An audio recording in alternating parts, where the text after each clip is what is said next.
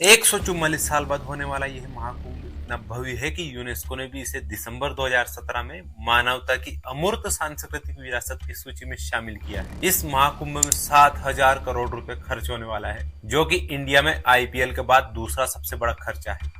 इस महाकुंभ में 45 करोड़ लोगों के आने का अनुमान है, जो कि यूपी की जनसंख्या का 2 गुना है और यूएसए की जनसंख्या से भी ज्यादा। सबसे ज्यादा लोग मौनी अमावस्या के दिन आएंगे, लगभग 6 करोड़ लोग। एक ऐसा रोबोटिक सिस्टम बनाया गया है, अगर बीच नदी में कोई व्यक्ति डूब गया है तो रिमोट से उस रोबोटिक सिस्टम को व्यक्ति के पास पहुंचाकर डूबते व्यक्ति को बचा लिया जाएगा। इस महाकुंभ में एक व्यक्ति की जान की कीमत 2 लाख रुपए तय की है। अगर भगदड़ से किसी कारणवश किसी व्यक्ति की मौत हो जाती है तो उसके परिवार वालों को 2 लाख रुपए दिए जाएंगे। इस महाकुंभ में एप्पल की उत्तराधिकारी दुनिया की सबसे धनी महिलाओं में से एक लोरेन पोवेल जोक्स भी 13 जनवरी को डुबकी लगाएगी और कल्पवास करेगी। नमस्कार दोस्तों, इस महाकुंभ को लेकर आपके मन में बहुत सारे सवाल है।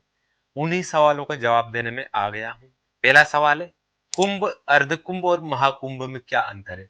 तो दोस्तों, कुंभ का आयोजन हर 12 साल में होता है। जैसे आज प्रयागराज में कुंभ का आयोजन हो रहा है, तो 12 साल बाद भी प्रयागराज में कुंभ का आयोजन होगा। अर्धकुंभ की अगर बात करें तो अर्धकुंभ का आयोजन 6 साल में होता है। प्रयागराज और हरिद्वार दो जगह पर हर 6 साल में अर्धकुंभ का आयोजन होता है। अगर महाकुंभ की बात करें तो महाकुंभ का आयोजन 144 साल बाद होता है।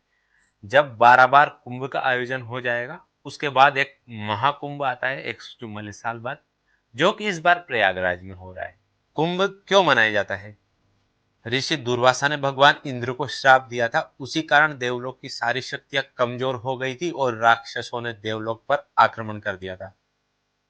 इसी आक्रमण से बचने के लिए देवलोक के सभी देवता भगवान विष्णु के पास गए और भगवान विष्णु ने उन्हें एक उपाय बताया कि आप राक्षसों के साथ मिलकर समुद्र मंथन करेंगे। समुद्र मंथन से जो अमृत निकलेगा, उस अमृत को पीने से सारी शक्तियां वापस आ जाएगी। राक्षसों के साथ मिलकर समुद्र मंथन किया। समुद्र मंथन से 14 रत्न निकले थे: कामधेनु, एरावत, महालक्ष्मी, हलाहल, चंद्रमा, धनवंतरी और अमृत।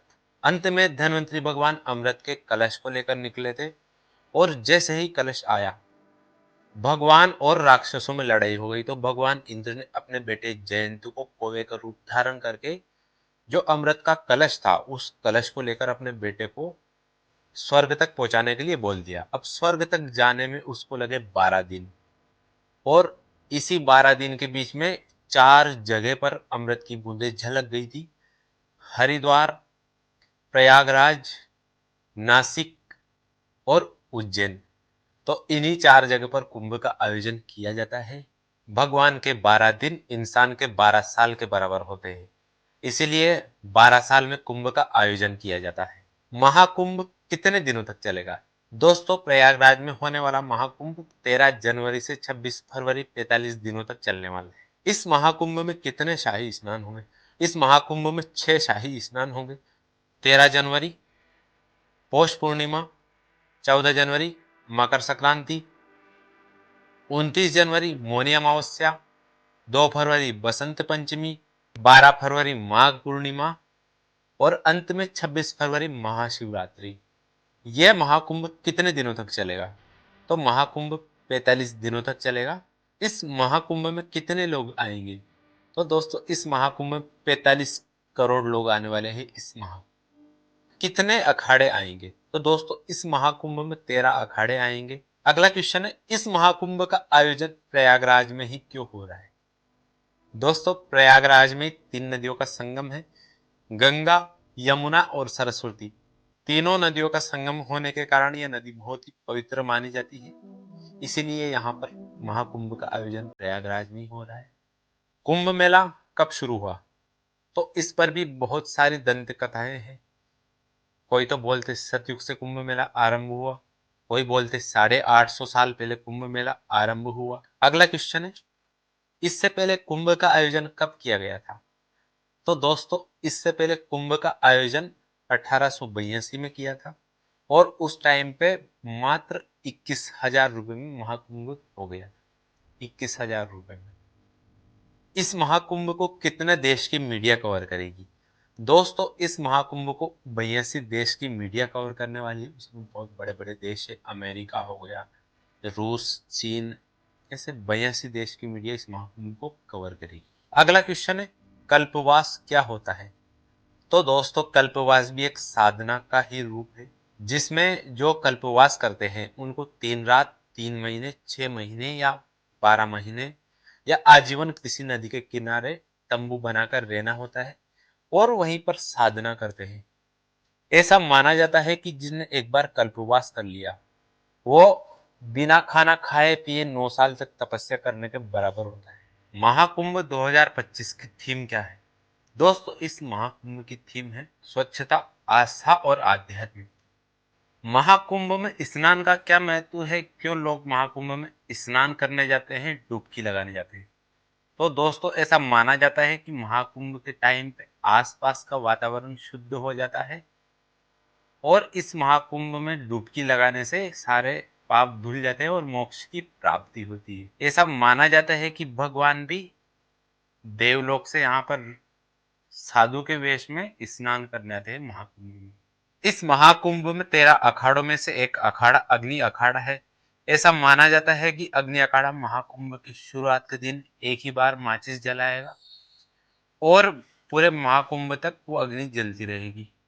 इस महाकुंभ में टेंट सिटी बनाने के लिए 68 लाख बल्लियों का इस्तेमाल किया जाएगा। अगर लंबाई देखी जाए बल्लियों की तो प्रयागराज से अमेरिका की दूरी से 1.5 गुना ज्यादा दूर लंबाई। इस महाकुंभ में बनने वाले कई वर्ल्ड रिकॉर्ड में एक वर्ल्ड रिकॉर्ड ये भी शामिल है, एक ही कार्यक्रम में सबसे ज्यादा आंखों का इलाज और चश्मे बांटने का रिकॉर्ड भी शामिल है। लगभग 5 लाख लोगों का यहाँ पर मुफ्त इलाज किया जाएगा इस महाकुंभ में। प्रयागराज में आयोजन क्यों? जब बृहस्पति देव वृषभ राशि में और सूर्य मकर राशि में हो तब कुंभ मेले का आयोजन प्रयागराज में होता है, जो इस बार हो रहा है। ऋग्वेद के 10वें मंडल के 89वें सूक्त के 7वें मंत्र में कुंभ शब्द का उल्लेख है, लेकिन इस मंत्र का कुंभ मेले और स्नान से कोई संबंध नहीं है। ऋग्वेद के 600 साल बाद अथर्ववेद में आए शब्द पूर्व कुंभ का अर्थ समय से है, जीवों को एक दुनिया से दूसरी दुनिया में ले जाना। महाकुंभ के घाट, महाकुंभ पर घाट भी है। पहला घाट है दशाश्वमेध घाट। इस घाट पर भगवान ब्रह्मा ने 10 अश्वमेध यज्ञ का आयोजन किया था। दूसरा है हांडी फोर्ट घाट। यह घाट सांस्कृतिक कार्यक्रम के लिए प्रसिद्ध है। तीसरा है बलुआ घाट। यह घाट साधु संत की एकत्रिता का स्थल है, मतलब साधु संत यहाँ पर एकत्रित होते हैं इस घाट पर, बलुआ घाट पर। फोर्थ पॉइंट है संगम घाट। मोक्ष की प्राप्ति रखने वालों के लिए यह घाट बहुत ही इंपॉर्टेंट है और यहाँ पर इस घाट से त्रिवेणी संगम का दृश्य भी दिख जाता है। पांचवा है केदार घाट।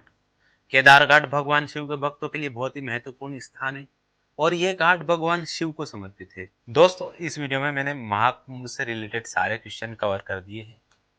अगर वीडियो आपको अच्छा लगा तो वीडियो को एक लाइक कर देना, चैनल को सब्सक्राइब कर लेना। मिलते हैं एक और इंटरेस्टिंग वीडियो में। Thanks for watching.